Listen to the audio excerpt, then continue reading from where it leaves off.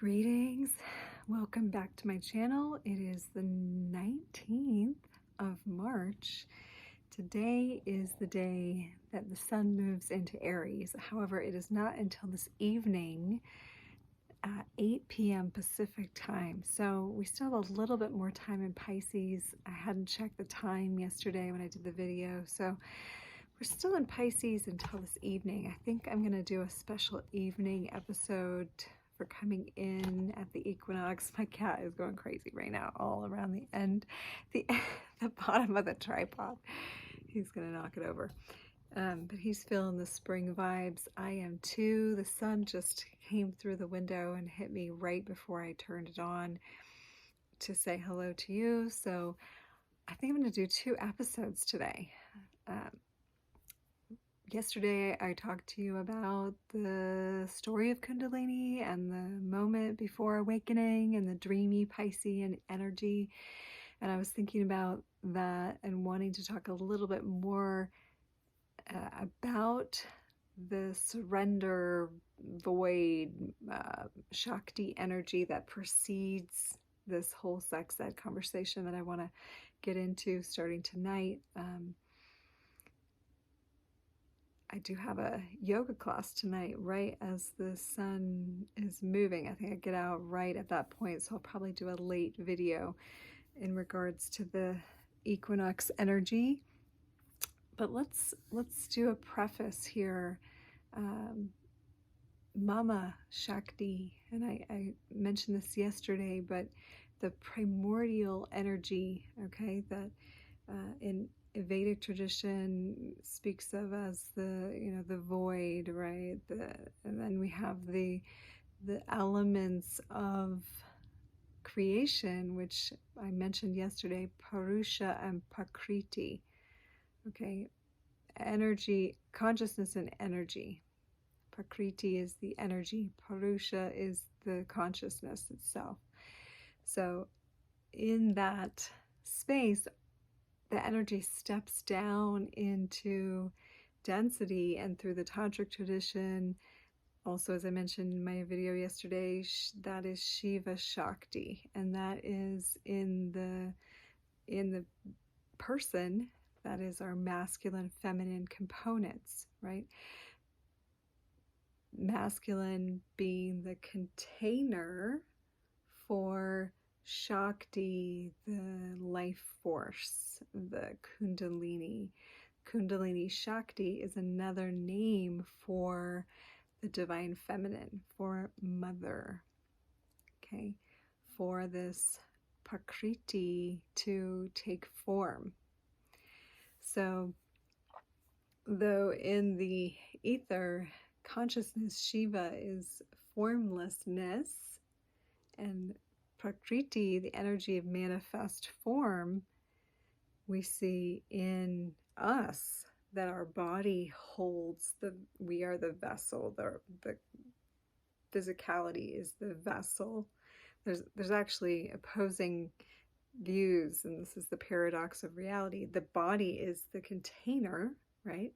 And then the life force is the energy that animates, right? And when that Kundalini leaves the body is now not animated. So that is the force of life in our being.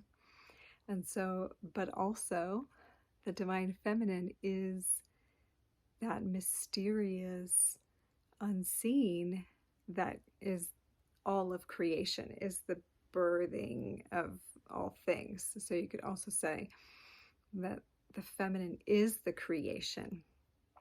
She is the force that creates the manifest world, where Shiva, the consciousness, the masculine, is providing the backdrop for that, or the awareness for perceiving the manifest world. So when I say it's twofold, it's like the manifest world, all of creation is the feminine, that's the embodiment. But in this conversation of Kundalini and in the Tantric view, and it is sort of mirrored in reality, and I hope this is not too complicated, but the Shakti, the Kundalini, is the life force, is the force and the animation behind the physicality, right? That one might call the masculine.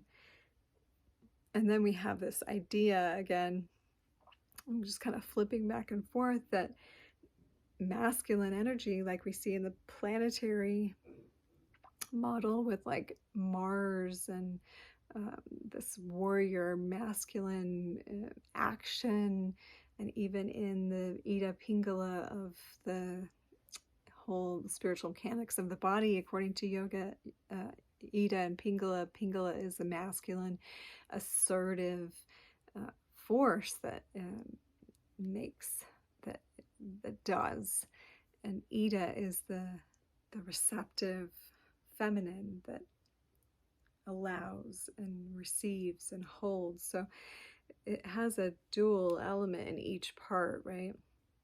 So when I say two, I'm referring to the two elements in each part. So Shiva is the container and that allows the action and is also the action, whereas Shakti is the manifestation, but also the life force within the manifestation. So they actually are one and the same. It just depends on the framework or perspective that you are talking about.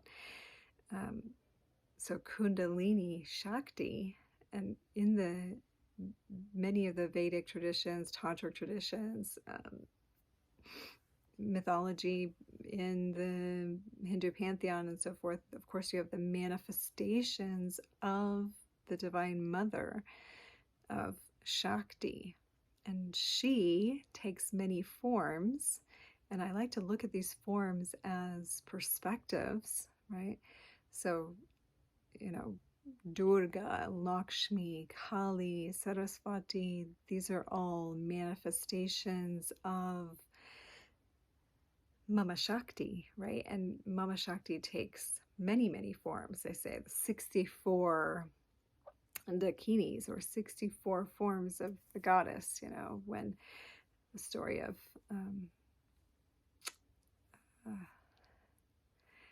Shiva's consort, which is Shakti, Sati, in this case, burns herself on the funeral pyre in one of the stories because her father does not accept Shiva as her husband because he's an ascetic and he's all covered with ash and he's not like the high class that her family is from. So she, you know, incinerates herself, and it is said that her form is dropped all over India, 64 holy places. So I'm touching on a lot of things here, but this idea that and 64 is a significant number because I mean, if you take my divination course that I'm putting together, the I Ching is 64 hexagrams, right? But 64 is such a significant number that shows up in so many places in reality, and in the yogic tradition too, and in the tantric tradition too. There's 64 tantras, there's 64 dakinis, there's so many 64s,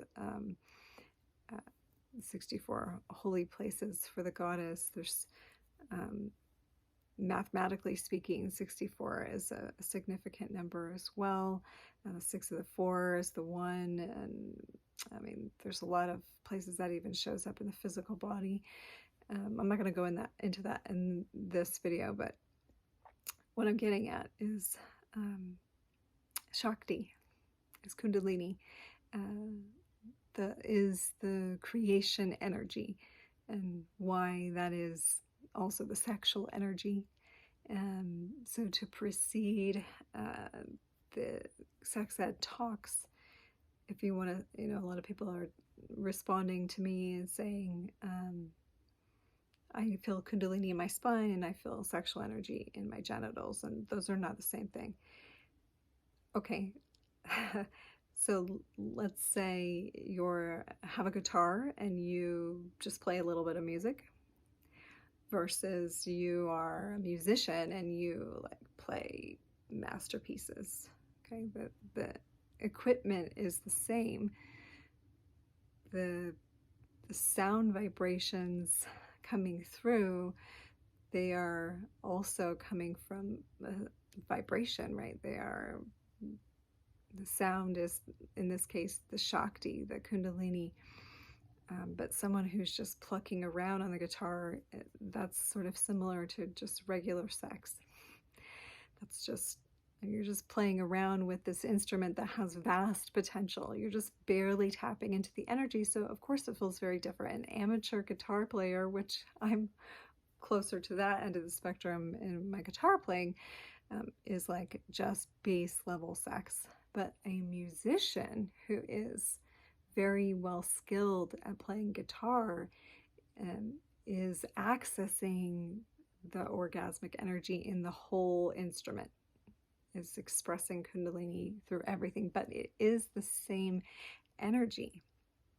It's really just about your ability to bring it in and to experience it. You know, before we've experienced the awakening, before we've moved that energy around, it can seem like two different things for sure. And I'm not saying that sexual energy and a fully awakened Kundalini energy are the same. I'm saying they have the same origin. They are the same mother energy, Ma, the divine Shakti, the feminine creative energy that is the force of creation. If you're creating a masterpiece in your life, an art piece, or a symphony, or a beautiful meal, you are accessing Kundalini Shakti. And it's going into your third center, and it's manifesting. If you are making a baby, you are utilizing Kundalini Shakti, life force, through your lower centers. Now you can have a baby in a very benign way, meaning you can not be that involved. You can just do it a few times for a minute and boom, have a baby. That still has Kundalini Shakti coming through it. Or you can have a conscious sexual moment, and you can access the divine in both of you, and you can really get the full benefit of the merging of your energy centers, and you can have the full tantric experience that's available. And that's where I want to get into in this Aries season coming up starting tonight. So wherever you are in the world, if you're on the other side of the world, that will be your March 20th. If you're watching this video later, that's fine. Anytime you watch it, it will be applicable for you. It might be the Aries of your life, the beginning of a new cycle. The Fool card in Tarot, the Ace, the beginning, excuse me, of your journey. Sorry. I drink these protein drinks in the morning, and I put maca and macuna, and there's so much powder. Sometimes the powder just kind of stays in there. Anyway, so on this day, for this video, I want to impress upon you as we close, I don't want to make this too much longer, that there's so much more to come. But before we go ahead, just like I said in yesterday's video, to reflect on where you are and to be in the now as fully as possible, and really drink in, first of all, your awareness of how you've been living your life up to this point. What has been your perspective of sex and sexuality, of life force, if any, up to this point? And just love that about you, because none of it is wrong. It's just where you've gotten to. So as we move forward, my goal is to offer you tools to tune into your own capacity to a greater degree. This has been my study, and this has transformed my life and my experience in relationship, in sexuality, to a degree that I never would have imagined possible way back when I began, in my early 20s. So we have a beautiful journey ahead of us. Enjoy this sort of tipping point day where we're partially in the winter and then partially in the spring. This is the day the sun sits at the very last half of degree until this evening on the west coast. It'll be 9 o'clock mountain time where I'm at when that happens. And it's a beautiful night to be in the balance of the light and the dark, the Shiva Shakti. So I'll meet you again this evening, and I wish you a very beautiful day. If you like this video or you have comments, please leave me a comment, visit my website. If you want to work with me, my email is below. Thank you so much for being here, my friend. I love you, and we are here for this great awakening, and it is an exciting experience. I'm so happy to share with you. Namaste.